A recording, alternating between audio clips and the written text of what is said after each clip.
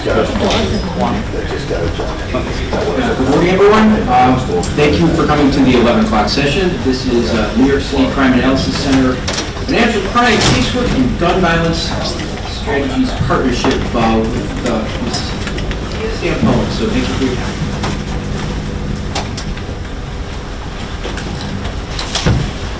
Okay, thank you everyone for coming. Good morning.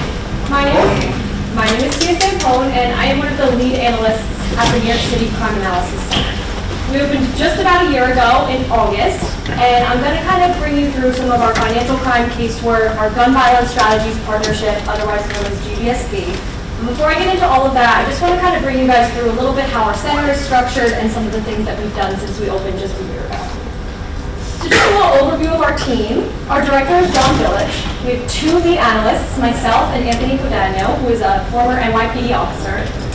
We have 4 level 1 analysts, Lydia Zane, who is an ATF contractor, Terry Lee, who is an SDNY contractor, and then 2 other level 1 certified analysts. We just recently, in August, onboarded 5 new analysts. We also have tagged onto our team 2 HIDA DIOs.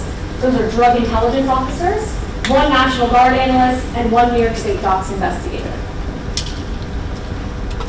Just to bring you through a little bit of a timeline, all of our analysts started in August of 2023. There were 5 of us at the time, and we kind of started in the middle of August. We were put in this area at New York, New Jersey, HIDA in Lower Manhattan, and we were really looking for lanes to occupy. NYPD sits in that office. A lot of local, federal, and state agencies also sit in that office. And we wanted to make sure that we were occupying lanes that weren't already being occupied by other agencies in that building. So come September of 2023, we say, you know what, our doors are open, we found a few lanes we'd really like to occupy, and we're really hoping to hit the ground running. We did exactly that. In October of 2023, we had 257 work requests, and that's just in the month of October. So very quickly, we noticed that some of the lanes that we were looking to occupy had a really strong need. After that, in November of 2023, we had all of our brand new analysts certified as level 1 New York State GCJS analysts. And come December of 2023, we were fully integrated, supporting multiple partners at our host agency. Come January of 2024, it was business as usual. We felt like we had really set up a ton of operating procedures that were functioning in a very efficient way, and we were able to move forward with a little bit more work. In August of 2024, we hit our 1-year anniversary, and from our very start to date, we had 4,536 work requests, and we had just onboarded 5 new analysts. So now I'm going to get into the Gun Violence Strategies Partnership, otherwise known as GVSP. Some of you may have heard of it before. It's typically known as the gun meeting, the 10 a.m. gun meeting in New York City, but it's a very collaborative effort that we were brought into once we sat at New York, New Jersey HIDA, because it happens just downstairs in the floor below us every single day at 10 a.m. So what is GVSP? GVSP is essentially a multi-agency effort that was created by the Assistant Deputy Mayor, Chauncey Parker, to reduce gun violence in New York City by bringing together all of these agencies and pairing them up with the local district attorney's offices all throughout the city. The original goal, or our North Star, is that no one gets shot in New York City.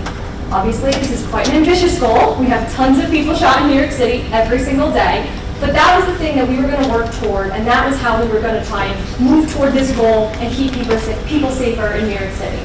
We did this by bringing together intelligence agencies and sharing information with the district attorney's offices in order to enhance their prosecutions and attempt to set higher bail or remand on the majority of the suspects that we were discussing. To give you a little bit of perspective, as of this September 12th, we have had 2,674 GVSP subjects and 738 meetings.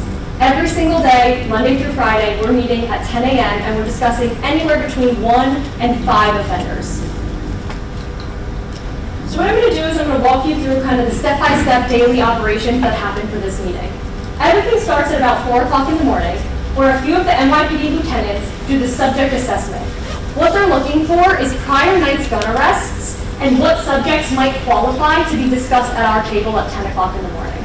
A lot of the features that they look for are subjects who have prior felony convictions, are on active probation, active parole, have previous gun violence arrests, things along those lines. After they've chosen the subjects for the day, it's distribution. All of the agencies involved in GVSP are included in a GVSP all email list. That list gets distributed somewhere around 7 o'clock in the morning, and it's given out to every single agency in order to start all of their operations for looking into these individuals come the 10 a.m. meeting. Once we hit 10 a.m., we have our daily meeting. This is conducted, like I said, every single day without fail. We start that meeting off with a review of the 24-hour violence recap. The lieutenant who hosts the meeting will give us a little brief overview of what precincts saw the most shootings, homicides, anything along those lines. Then we'll move into a previous day look back. All we're doing for this section of the meeting is just checking what happened with the cases that we talked about the day previous. Did they get arraigned? If not, why? Were they in custody? Was bail set? Were they remanded? Or were they released? All we want to do with this section is just check up on the cases that we covered the previous day and make sure that everyone's on the same page. Next, we get into the daily conversation of our subjects. This is the beefiest part of our project. What we do in this section is go through in a roundtable style with every single agency that sits there and share our intelligence on the individuals who are the subject of that day's meeting. Very quickly in tandem, we finish that information, give it all over to the district attorneys who are typically remote on the meeting, and then we go through into our 2-week look back. Similarly to the previous day look back, we're going into the 2 weeks to see what happened with the case. What's the status? Are they still in custody? Have they posted bail? After that, we move into our 1-year look back. This one is really our way of checking on ourselves. How good did we do with our case, and what happened with it a year later? Did that subject get convicted? Have they served time? Was their case dismissed or deferred? Really, we're looking at doing this to further enhance how effective we can be in the meeting and how we can improve next time for the new cases that come across the table. After that, there's always post-meeting follow-up. We need to make sure that in that meeting, any questions that the district attorneys have who might be covering the cases get answered. So afterwards, everyone breaks, but the work is not done. We're always following up and always trying to make sure that any information that they're missing before they get to arraignment is in their hands before they get before the judge. After that, it's future discussion. What we really try to do is discuss in prior meetings what we could have done better and how we could have reevaluated that circumstance and made that case stronger. Sometimes it's out of our hands, we have an uncooperative CV, or there's something that was really out of our control. But in other circumstances, we know there are situations where the gun didn't get to the lab on time, or the DNA wasn't swabbed quick enough and it wasn't transferred in time. These are specific gaps that we're looking for to make sure that those don't happen the next time. So you might be asking, what is our role in all of this? We were brought into New York, New Jersey, HIDA after this meeting had already been established. We had a number of agencies that were already participating, that already had roles and responsibilities that were effectively helping that meeting. We didn't want to come in and step on anyone's toes and duplicate work that other agencies were already doing. So like I said, we had to identify roles, we had to identify lanes, and we really wanted to maximize on those. This wheel essentially gives you an idea of the 25 plus agencies that sit at our 10 a.m. meeting. In the green, you'll notice that's us. We really wanted to insert ourselves into the process, into this wheel, in order to identify what every other agency does and how we can help to improve the process. This brings in our projects. So every single agency that sits at the GVSP meeting has their own individual branched out projects that happen as a result of the 10 a.m. meeting. A lot of them are based very, very specifically and very naturally off of that agency's applications, the things that they do, and what information they can provide. Because the New York City Crime Analysis Center was so new, we were able to kind of go in and ask everyone, ask the district attorneys, ask the directors of the meeting, what can we do to facilitate a better operation for the rest of this project? Are there any gaps? Are there any areas that the district attorneys are constantly saying, I need more information and I can't get it? What we identified were the first 4 that I'll go through, and then more recently we've added 4 more. So our first scope or project is the bail paid. Here we're looking to identify what bail was posted on either a GVSP subject's current case or on a prior case.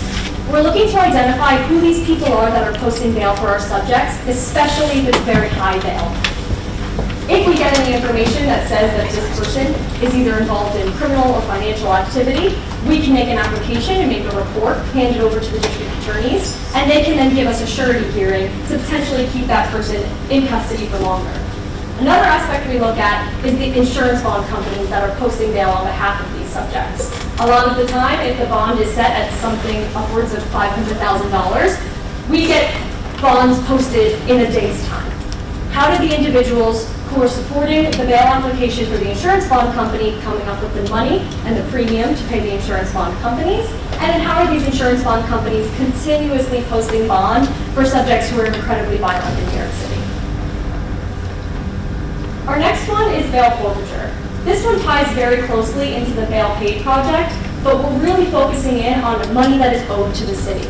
Specifically, a subject posts bail, posts bond, and then doesn't show back up. They've officially bench warranted, and if the judge orders a forfeiture, that money is owed to the city, or the remainder of it at least. We do this by identifying subjects who have specific felony bench warrants ordered by judges, and then identifying those who overlap with our GVSP or our grip list.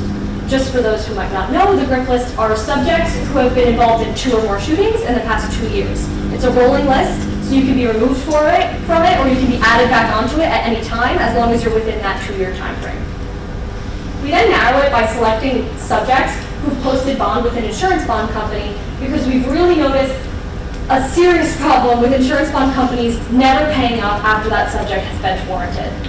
It's owed, the money needs to go to the city and it needs to go to the courts, but there's no one who's following up on this information. We know that there are specific individuals and specific entities who are supposed to be tasked with following up with these companies, but there's no risk for them anymore because no one ever comes knocking on their door when the money is owed to the city. So what we really wanted to do was narrowly focus in on the insurance bond companies and coordinate with the district attorney's offices where those insurance bond companies are being the most prolific. For example, we have a specific insurance company that we've been looking into who's posted bond for upwards of 20 different GVSP subjects that we've had. None of them have currently bench warranted, but that company has a history of not paying the remainder of their funds for other subjects who have committed violent crimes in the city.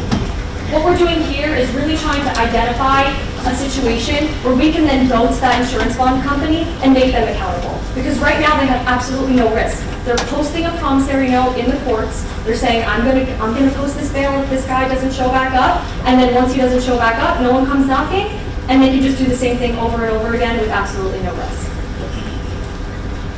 Our next project is the vehicle project. Here, we're really trying to identify the ownership of high-value vehicles and the ownership of arrest vehicles whenever our subjects are arrested in a car and there happens to also be a gun or drugs in that vehicle as well.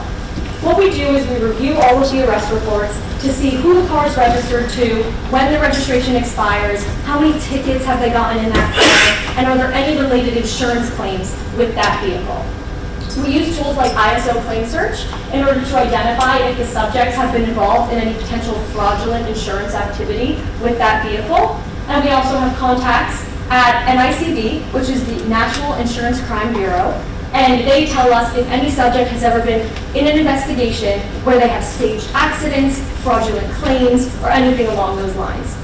You can imagine this information becomes incredibly valuable to the district attorneys because now we're not only showing that they have a violent crime history, but they're also involved in insurance and financial scams. Our next project is the Federal Convergence Project. This one is specifically focused in referring cases that get either deferred or dismissed at the state level for federal prosecution. What we do is review cases that have either been declined or dropped for specific federal indictment indicators. We refer those to our federal partners that we work with in the city, considering the fact that we sit at HIDA and we have a ton of resources there. And we use that information to bolster the case and use federal prosecution guidelines in order to see if someone's case can be taken federal. Sometimes, as I stated previously, the case gets deferred or dismissed in the city for circumstances out of our control. But that doesn't mean that we can't try and pursue that case on a federal level.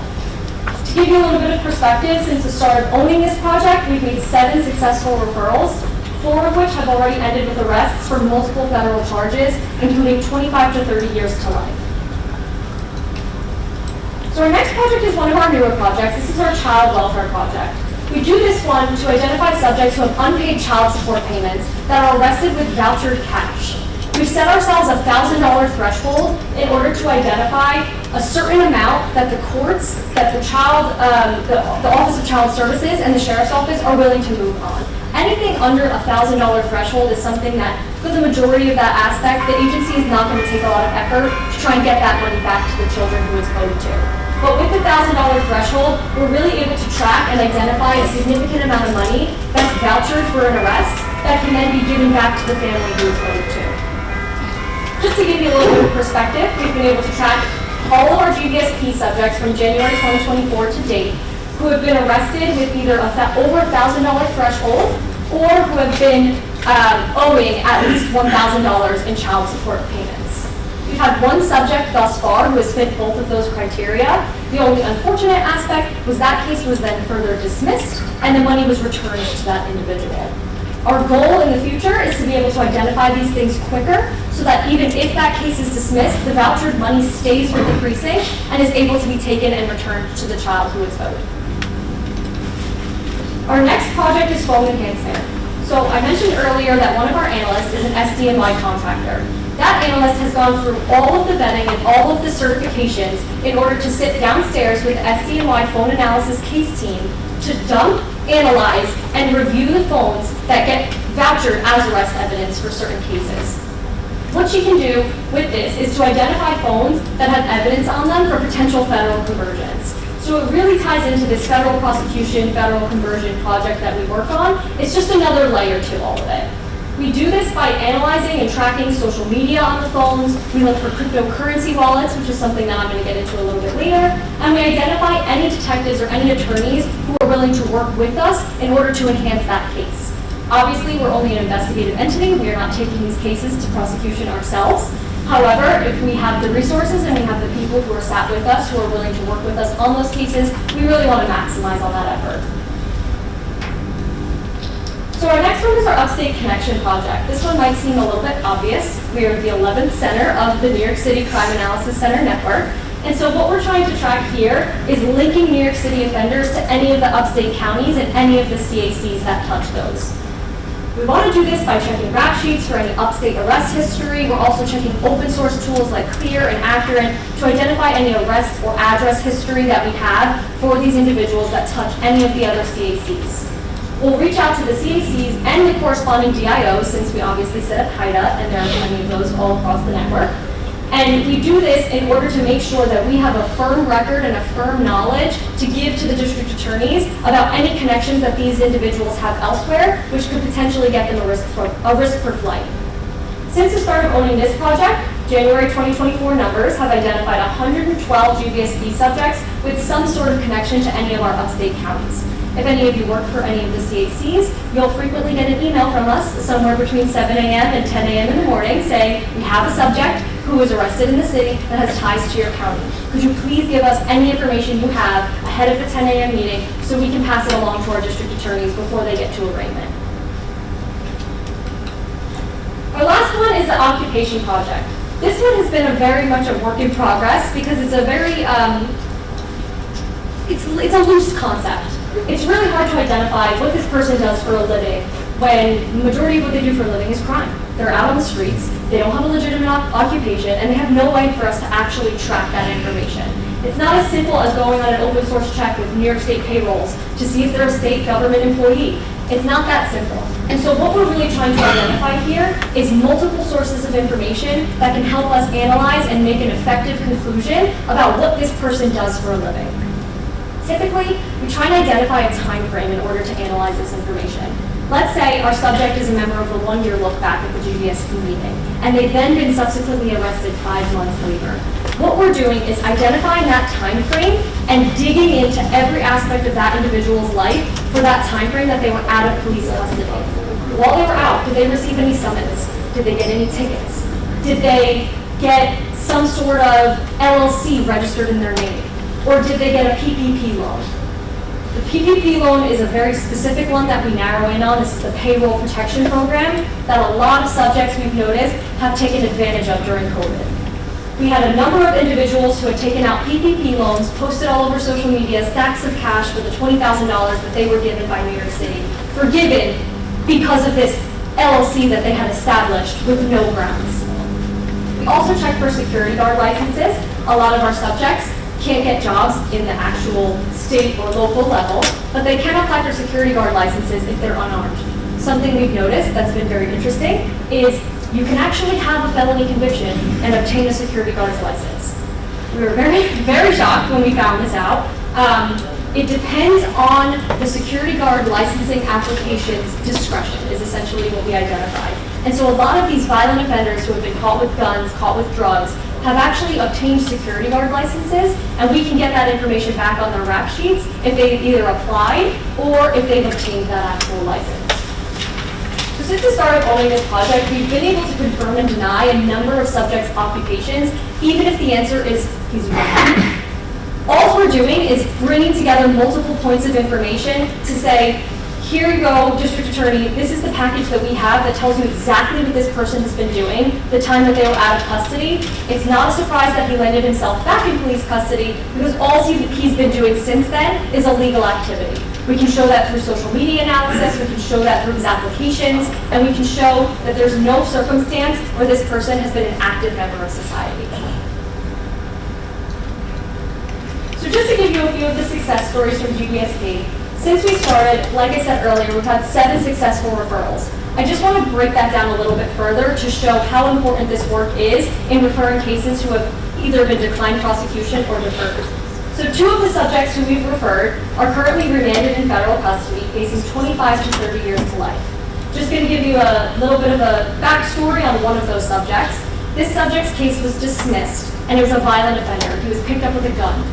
After the New York City CAC was able to further work this up and use their contacts with some of the NYPD and HSI joint task forces, we were actually able to have them go into that subject's apartment, find another gun, and actually find it within reaching distance of a 3-year-old. This is one of those circumstances where not only was this person very violent and everyone else knew it, but his case was dropped, and then the second that someone else picked him up, there was another gun and there was a child involved.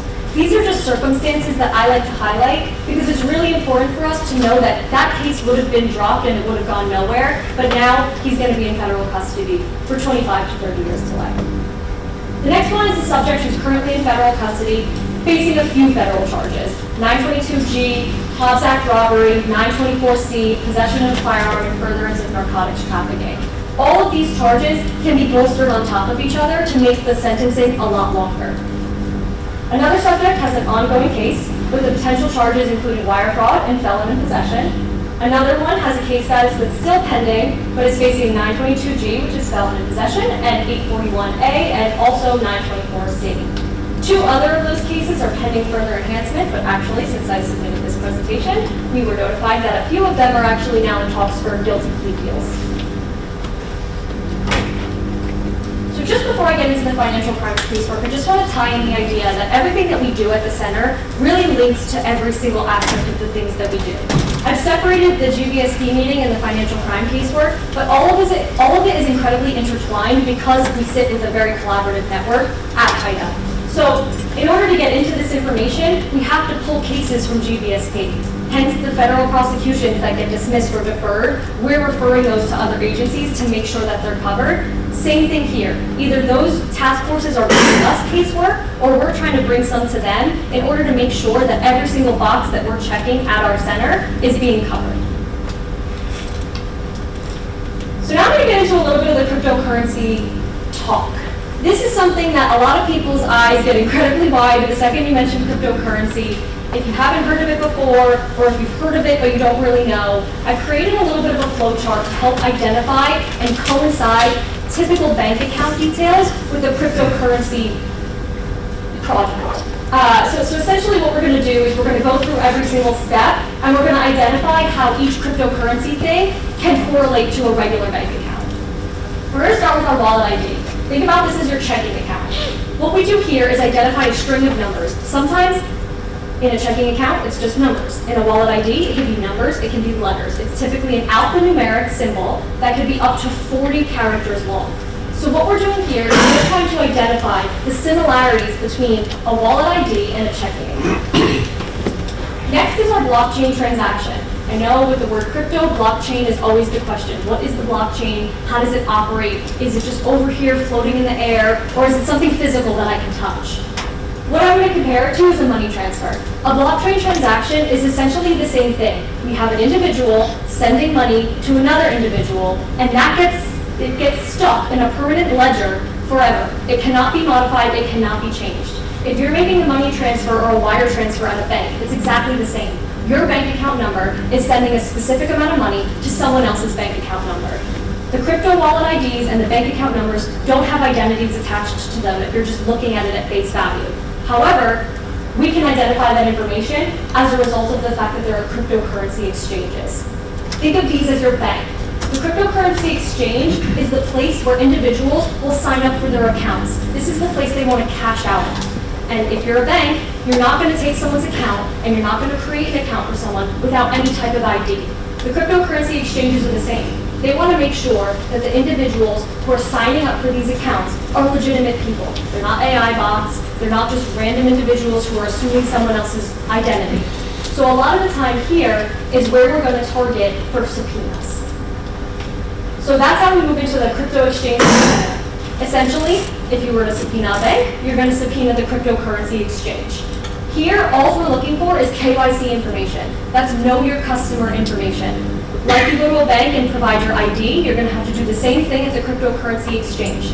If you have a more Western-facing cryptocurrency exchange, think Binance, they're going to be very law enforcement friendly. If you submit a subpoena to that entity and you say, here's the crypto wallet, here's the transaction, and here's where they cashed out, you more than likely are going to get a very positive return for who that account belongs to and who they're sending money to. Some of the other Eastern-facing identification crypto exchange networks located in places like Indonesia, China, Russia are a little bit less law enforcement friendly, as you can imagine. So sometimes they become dead ends. You can still subpoena them, you can still do it in the exact same way that you would subpoena a bank. However, you're less likely to get that information, that KYC information that you're really looking for to identify who belongs to this cryptocurrency ID. The one thing I will note here is that the criminals who are operating out of the United States want ease of access. So yes, sometimes they're going to be using crypto exchanges from Indonesia or from China. But if they want to cash out now, they're going to use an identifier like Binance because they want to be able to go and get their money as quickly and as easily as possible. So although some of them may feel like dead ends, you will almost always be able to trace money back to a US-facing cryptocurrency exchange and get some information from them. So this brings us to our account owner details. This is our Casework verification. If you get a positive crypto subpoena return, you're going to have that information. And hopefully, fingers crossed, it's going to tie you exactly to the subject of your investigation. If it doesn't, it likely is going to tie you to at least one of their associates or the people who are involved in the investigation that you're currently working. Worst case scenario, it's a name that you've never heard of, and maybe this is a new person you need to start looking into, because odds are, if you get this cryptocurrency wallet off of your subject's phone, it is attached to what they're doing in some way, shape, or form. It just may open up a new door for you to start exploring a different subject and adding them into the case. So once we get here, we know who we're working with. We have the wallet ID owner, we have our bank account info, and we're able to identify that this is the person that we need to move forward with because this is the person who's moving the money. Sometimes they might not be involved in the violent acts that are happening as a result of your enterprise, but sometimes they're just the money person. And either way, you have more answers about your case than you previously did when you first got that phone and you first dumped it for the information. So our goals, what are we doing here in order to provide investigative support to the detectives that we work with for our cryptocurrency analysis and investigations? You don't know how many times I've walked into a room with the detectives and cops who have been on the job for years who are like, what is this crypto stuff? I don't understand it. I can't make any sense of it. I've done a money laundering case before. I understand financial crimes, but then you put it into these crypto terminologies and you lose me entirely. So what we're trying to do is really help to develop our analysts to understand and explain these terms in a similar fashion to the way that I just did. Put it in the words that other people already understand. Make it in a comparison to a bank account so that when they're describing this effort and they're describing this money laundering activity to a district attorney or to an AUSA who's covering the case, they know exactly how it works and they know exactly how to make their argument. What we also try to do is to identify the locations of Bitcoin ATMs in and around the incidents with our subjects. I'm going to take you through a little bit of an example of a current case that we're working for a drug trafficking enterprise. And what we're doing with them is trying to take the violent crimes that have already been federally indicted, get informants who are telling us about the times, the dates, and the transactions that are happening on the blockchain, and identifying how we can use that information as the second predicate for a financial case to to supersede the indictment for a federal case using both the violent crime and the financial crimes. So this is going to seem very incredibly intimidating. This is essentially a web of cryptocurrency transactions that we identified on a subject's phone who was involved in the drug trafficking enterprise case that we're currently working. In this case, there were about 22 subjects of our investigation and 9 different incidents that we were looking into. A number of these subjects had already been indicted and were already in federal custody, and the detectives that we were working with were looking to identify dates and times of incidents that occurred so that we can match them up with the blockchain transactions that happened using our chain analysis crypto tool. What we did here was identify the first crypto wallet of 9 that we had identified from the subject's phone and track the way that money was moving. I'm going to point right over here, which is the circle that has a little bit of a blue line around it within the purple bubble. Essentially, all this is telling you is that that is the crypto wallet that we started with, and every other wallet that's in that purple section has made a transaction at a similar time to similar wallets involved in this case. What it tells us is that there's a network of individuals that are moving money in a similar fashion to each other at the same time of day, almost every single day. When we looked at the rest of the crypto wallets that we found on these phones and matched them out in a similar fashion, almost every single one of them looked exactly the same as this. All that told us was that we have a criminal enterprise who moves money in a very sophisticated way. Every single one of the webs that branch out on the side are networks of individuals who are taking the money from drug proceeds, filtering them into the larger group, and the top and bottom are where that money is ultimately ending up, which is cryptocurrency exchanges. Once we get that information, we're able to send that over in a really, really concise form, which is what you'll see here, a lot easier to follow, not so crazy looking, that just tells us what the exchange is that the subject is using, the transaction key that they use, which is essentially just your money transfer, who they sent it to, and then if that money went off further into other accounts, or if it was cashed out at that exchange. This one specifically was using a Shape Pay exchange, but in this case, we've also had Binance exchanges. What we're trying to do as well, because we're trying to really build up the detectives who don't have a lot of knowledge about this information, is provide them with cryptocurrency subpoena templates. We work with Brooklyn District Attorney's Office, who has a brand new cryptocurrency unit, and we're able to work with them to identify exactly the specific wording that we need in a cryptocurrency subpoena template to make sure that these exchanges are not giving them the runaround. A lot of times, we get that wording back, and they give you maybe one piece of information. If you're not very specifically asking for the pieces of information that you're looking for from that exchange, they're going to give you as limited amount of data as possible. When we lay it out in a fashion like this, the detectives know very clearly, this is exactly what I need to ask for, and this is how I can get the best bang for my buck when I get that subpoena return. Once we get all of the crypto stuff out of the way, obviously the work is not done. The phone has a ton of important information on it that we can identify to further that financial crime enterprise aspect of the case. Sometimes it's as simple and as obvious as photos of checks. We were able to get this information off of the subject's phone, which also subsequently had a notes section in his phone with organized notes about every single victim that they've used for the check hiding scheme. It's not always that simple, but what we can do with that is we can create a profile. So here's what we call our baseball card. It's essentially a profile of every single individual who's the subject of our investigations. On the right, it's quite small and hard to see, but there's a sources column. What we're doing is using every single source that we have available to us as a crime analysis center and sitting with New York, New Jersey, HIDA to identify every single check that we want to make sure that we're running on every single person in our investigations. This keeps us concise, it keeps us consistent, and it helps us to tell the detectives who we're working with that this is everything that we have on this individual, both financial history, arrest history, personal history, domestic violence history, all of those aspects. We create and collect this information in order to make sure that we can link associates for different crimes together.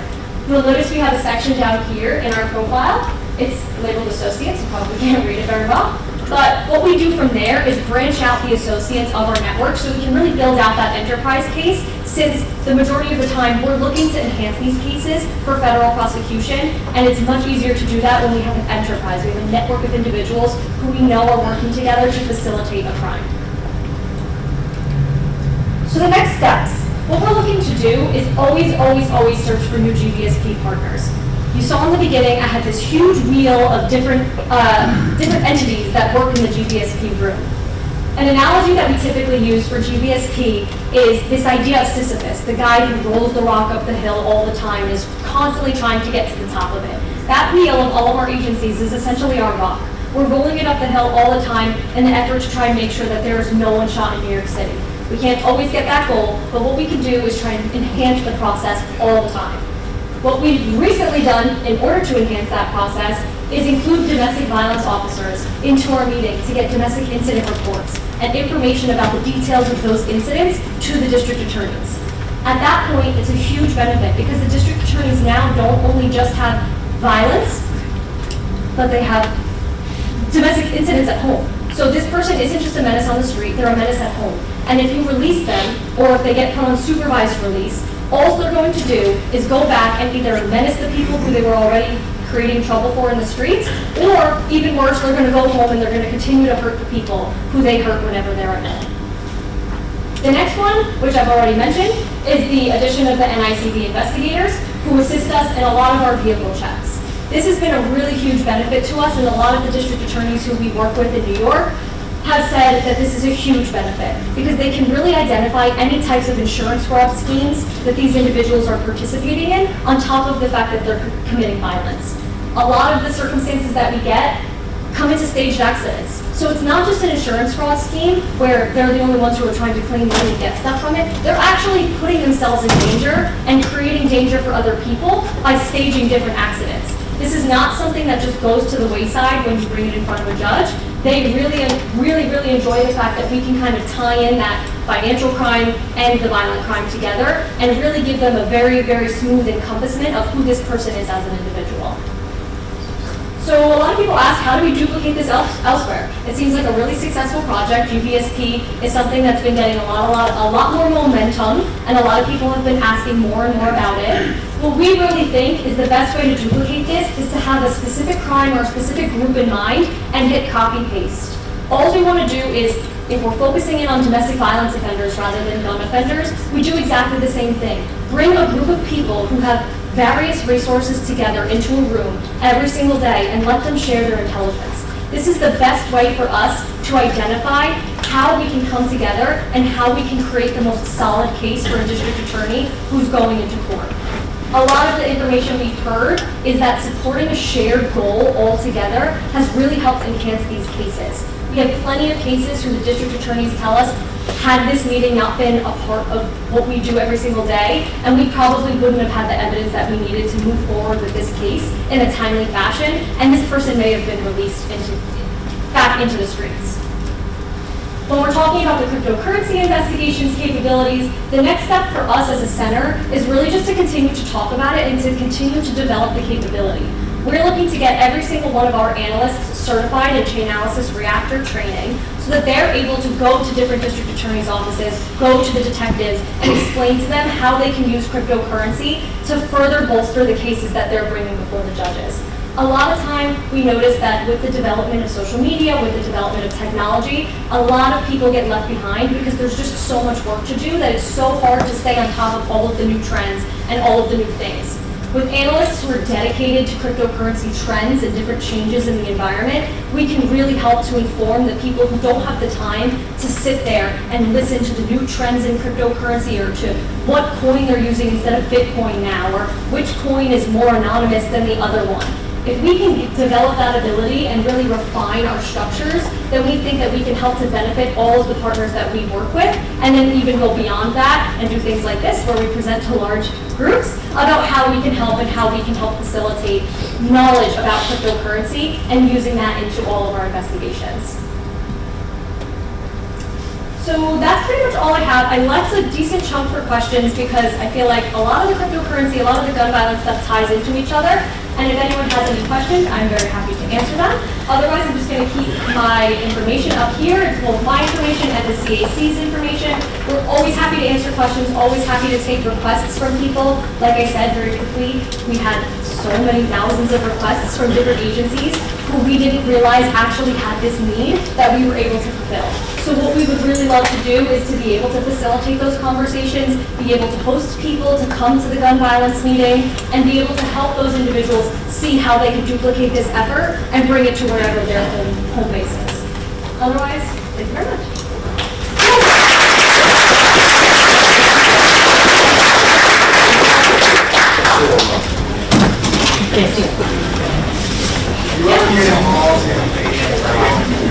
Yeah, and they do make it a little bit more, So for the most part, we're dealing with felony cases.